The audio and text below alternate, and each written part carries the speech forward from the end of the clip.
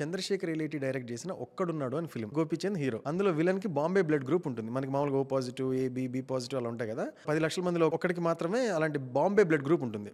అది విలన్ కు ఉంటుంది. కోఇన్సిడెంటల్ గా హీరోకి కూడా అదే బ్లడ్ గ్రూప్ ఉంటుంది. So villain is after hero.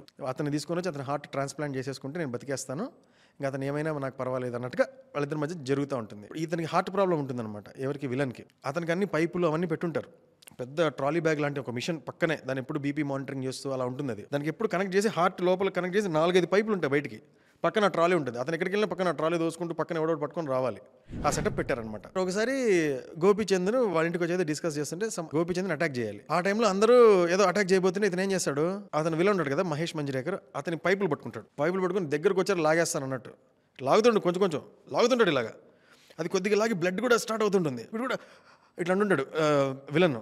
అందరూ కూడా అయ్యో అంటారు. ఇలా ఇదే సౌండే అనే సౌండే థియేటర్లో అందరూ ఒకేసారి ఒక 50 మంది అంటే ఎలా ఉంటుంది ఈ సౌండ్. నేను చూసి అరే అతను విలన్ రా, అతనికి మీరు ఎంపతైజ్ అవుతారేంటి?